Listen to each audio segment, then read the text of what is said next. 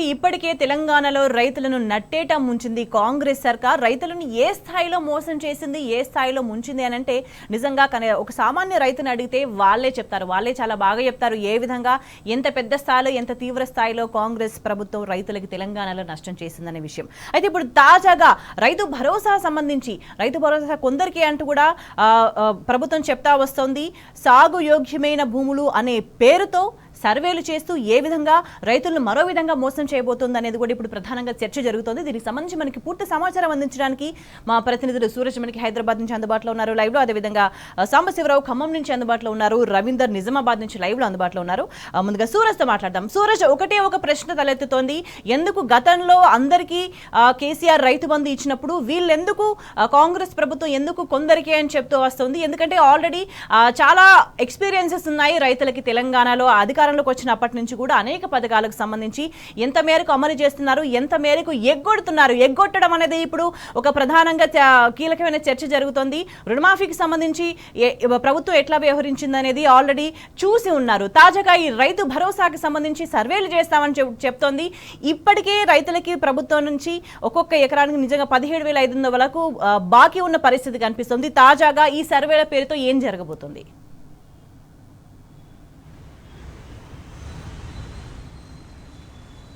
స్వేచ్ఛ, మీరన్నట్లుగా ఒక మాటలో చెప్పాలంటే కొందరిగా అందరికీ అనేది మాత్రం కాంగ్రెస్ పార్టీ తేల్చి చెప్పట్లేదు, ఆ ప్రభుత్వం తేల్చి చెప్పట్లేదు. ఇది ఒక దొంగ దెబ్బ తరహా వెళ్తుందనే అభిప్రాయం మాత్రం చాలా స్పష్టంగా వ్యక్తమవుతుందని చెప్పాల్సి ఉంటుంది. ఎందుకు అనంటే క్యాబినెట్ సబ్ కమిటీ ఏదైతే నివేదిక అందించిందో, అంటే కాంగ్రెస్ ఏలుబడి మొదటి రోజుల్లోనే ఈ రైతు బంధుకు సంబంధించిన పేరును రైతు భరోసాగా మార్చిన విషయం మనం చూసి ఉన్నాము. ఆ రైతు భరోసా ఇవ్వడానికి ఒక క్యాబినెట్ సబ్ కమిటీని ప్రభుత్వం ఏర్పాటు చేసిన విషయం తెలిస్తే ఆనాటి నుంచి ఏడాది పాటు జిల్లా తిరిగి రైతు కమిటీలను కలిసి రైతులను కలిసి ఒక అభిప్రాయానికి వచ్చి ఒక కమిటీ ఒక నివేదికను సమర్పించినట్టుగా కూడా మనకు తెలుసు. ఈ నివేదిక ప్రకారం మనకు అందుతున్న సమాచారాన్ని బట్టి ఈసారి ఈ యాసంగికి రైతు భరోసా కొద్ది మందికే, అంటే 39,60,000 మందికి అందే అవకాశాలు ఉన్నట్టుగా మనకు అందుతున్న సమాచారాన్ని బట్టి, అంటే క్యాబినెట్ సబ్ కమిటీ అందించిన నివేదికను బట్టి తెలుస్తుంది. మొత్తంగా చూసుకుంటే కనుక 58 లక్షల మంది పైచిలకు మంది రైతులు ఉంటారు. దీంట్లో 20 లక్షల మందికి ఇప్పుడు ప్రస్తుతం ప్రభుత్వం ఎగ్గబెడుతున్న పరిస్థితి మాత్రం చాలా స్పష్టంగా క్యాబినెట్ సబ్ కమిటీ అందించిన నివేదికను బట్టే తెలుస్తుంది. ఇక మొత్తంగా చూసుకుంటే 1,42,00,000 ఎకరాలు ఉంటే కేవలం 81,82 లక్షల ఎకరాలు మాత్రమే సాగు భూమిగా ప్రభుత్వం ఇప్పటివరకు గుర్తించినట్టుగా కూడా సబ్ కమిటీ నివేదికను బట్టే తెలుస్తుంది. అంటే దాదాపుగా దీంట్లో కూడా 60 నుంచి 70% కోత పెట్టినట్టు, 60% కోత పెట్టినట్టుగానైతే స్పష్టంగా కనిపిస్తుంది. ఇప్పుడు ఈ సమాచారం, ఈ డేటా కొంత సంచలనం సృష్టిస్తుంది, చర్చనీయాంశంగా మారిందని చెప్పాల్సి ఉంటుంది. ఎందుకంటే అందరికీ ఇస్తుందా, ఇవ్వట్లేదు. అంటే క్యాబినెట్ సబ్ కమిటీని ఇచ్చిన నివేదికను యాజ్ ఇట్ ఈస్గానైతే క్యాబినెట్ ఆమోదించలేదు. క్యాబినెట్ ఎట్లాంటి నిర్ణయం చేసింది?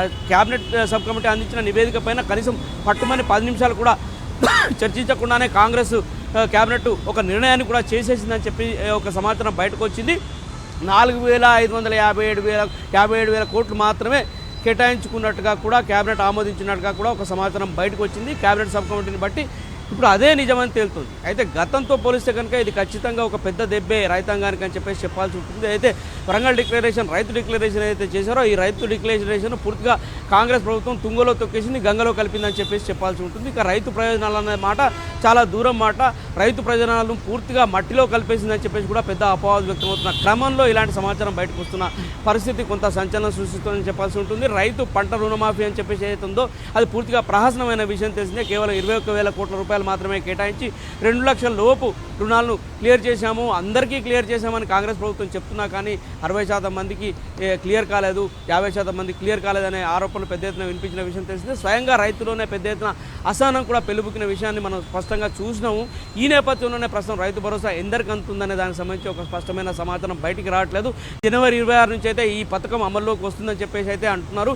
ఈ జనవరి 26 కోసం అందరూ కూడా ఉత్కంఠగా ఎదురు చూస్తున్న పరిస్థితి. ఎవరెవరి ఖాతాల్లో పైసలు పడతాయి? అయితే ఇప్పుడు మనం తీసుకుంటున్న ఈ స్టాటిస్టిక్స్లో చూసుకుంటే కనుక 5 లక్షల ఎకరాల పైచిలకు 1,33,000 మంది ఐటీ పేయర్స్కు సంబంధించిన భూములు కూడా ఉన్నాయి. ఈ ఐటీ పేయర్స్కు ఈసారి ఈ యాసంగి సీజన్లో ఈ రైతు భరోసా అందుతుందా, అందట్లేదా?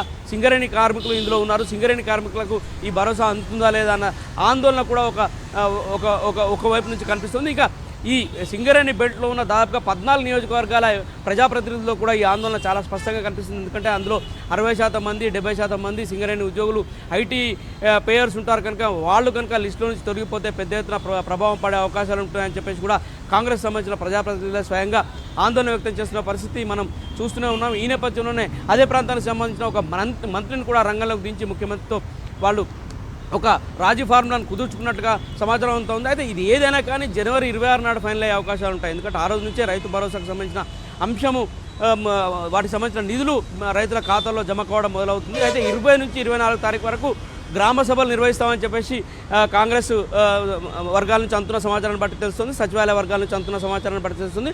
ప్రతి గ్రామ పంచాయతీలో కూడా రైతు భరోసాకు సంబంధించిన లబ్ధిదారుల జాబితాను పెడతారని చెప్పేసి కూడా ఈ ఒక సమాచారం బయటకు వస్తుంది. ఈ లబ్ధాల జాబితా పెడితే కనుక గ్రామ సభల్లో రచ్చ జరిగే అవకాశాలు ఉంటాయి. ఎవరు జాబితాలో స్థానం సంపాదించుకున్నారు, లబ్ధారుల జాబితాలో ఎవరు సంపాదించుకోలేదనే చర్చ ఈ గ్రామ స్థాయిలో పెద్ద ఎత్తున జరిగే అవకాశాలు ఉంటాయి.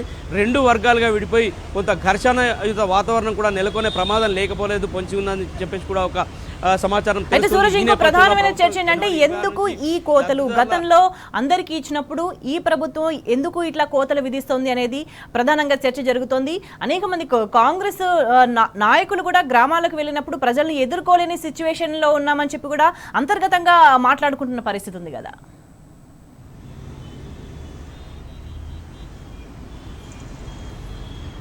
అయితే 2018 ఫిబ్రవరి నెలలో ఈ రైతు బంధు స్కీమ్ను అప్పటి ముఖ్యమంత్రి కేసీఆర్ ప్రారంభించిన విషయం తెలిసిందే. 6 సంవత్సరాలుగా 11 ఇన్స్టాల్మెంట్లలో 72,000 కోట్ల పైచలకు పేమెంట్లను పూర్తిగా 1,43,00,000 ఎకరాల భూమికి అలాగే 58 లక్షల పైచలకు రైతులకు ప్రభుత్వం రైతు బంధు సహాయాన్ని అప్పట్లో అందించింది, ఎలాంటి కోత విధించకుండా. దీనికి ప్రధాన కారణం అప్పట్లో దార్శనిక ముఖ్యమంత్రిగా ఉన్న కేసీఆర్ ఖచ్చితంగా ఇది దళారుల ప్రమేయం లేకుండా ఈ ప్రక్రియ అంతా కూడా సజావుగా జరగాలి, డైరెక్ట్గా నేరుగా రైతులే బెనిఫిట్ పొందాలన్న ఒక సదుద్దేశంతో ఆయన ఈ నిర్ణయం చేసిన విషయం తెలిసి, ఒకవేళ ఎవరికైనా కోత పెట్టినా కానీ పెద్దగా కోతలు ఉండకపోవచ్చు, పెద్దగా తేడాలు ఉండకపోవచ్చు, ప్రభుత్వం పైన పడే భారం కూడా 100 కోట్లకు మించి ఉండకపోవచ్చు అనే ఒక ఫీడ్బ్యాక్ ఉన్న నేపథ్యంలోనే అప్పుడు ఆర్థిక శాఖ అధికారులతో పూర్తిగా సంప్రదింపులు జరిపిన తర్వాతనే ఆయన ఒక కీలక నిర్ణయం రైతు బంధు ప్రకటించిన పరిస్థితి మనం చూసి ఉన్నాము. రైతు బంధు దేశవ్యాప్తంగా కాకుండా ప్రపంచవ్యాప్తంగానే పేరు పొందింది. ఆ తర్వాత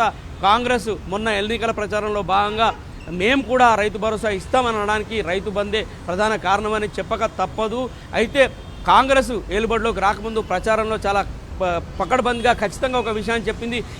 ఈ సీజన్కి అయితే మీరు 5,000 ఎకరాకు తీసుకోండి, మేము రాగానే 7,500 రూపాయలు ఎకరాకు ఇస్తామని చెప్పేసి ఏదైతే చెప్పిందో అది పూర్తిగా ప్రగల్భాలు పలిగిన కిందనే ఇప్పుడు అందరూ పరిగణిస్తున్నారు, విశ్లేషకులు కూడా భావిస్తున్నారు. ఎందుకంటే ఈ సీజన్కు కేవలం 6,000 రూపాయల ఎకరాకు మాత్రమే చెల్లించే విధంగా క్యాబినెట్ నిర్ణయం ఆల్రెడీ తీసుకుంది. ఇందుకు సంబంధించి స్టాటిస్టిక్స్ కూడా సిద్ధమయ్యాయి. అయితే క్యాబినెట్ సబ్ కమిటీ నివేదికలో ఒక 3-4 ప్రతిపాదన చేసింది. దీంట్లో ఐటీ ఉద్యోగులకు చెల్లిస్తే ఎంత భారం పడే అవకాశాలు ఉంటాయి, ఐటీ ఉద్యోగులకు చెల్లించకుంటే ఎంత భారం పడే అవకాశాలు ఉంటాయి, ఏది సాగు భూమి ఏది కాదు, దేన్ని ఎట్లా పరిగణించాలి అనే దానికి సంబంధించి కూడా క్యాబినెట్ సబ్ కమిటీ తన నివేదికలో పేర్కొంది. వీటన్నిటిని దృష్టిలో పెట్టుకొని ఇప్పుడు ఈ ప్రభుత్వం కోతలు విధిస్తుందా అన్న ఒక అనుమానాలు కూడా వ్యక్తం అవుతున్నాయి. ఇప్పటికే నాలా కన్వర్షన్ అంటే ఏవైతే వ్యవసాయ భూములు లేక ఇతరత్ర భూములు నాలా కన్వర్షన్ చెందేవి కావచ్చు, లేదా వక్ఫ్ భూములు కావచ్చు, దేవాదాయ శాఖ భూములకు సంబంధించిన అంశాలు కావచ్చు, వీటన్నిటిని తొలగించి గతంలో కూడా ఈ ప్రక్రియ అట్లా కొనసాగింది. ఇప్పుడు కూడా వాళ్ళు అదేవిధంగా తీసుకున్నా కానీ కొంత కొండలు గుట్టలు ప్రాంతాలని చెప్పేసి లేదా వ్యవసాయ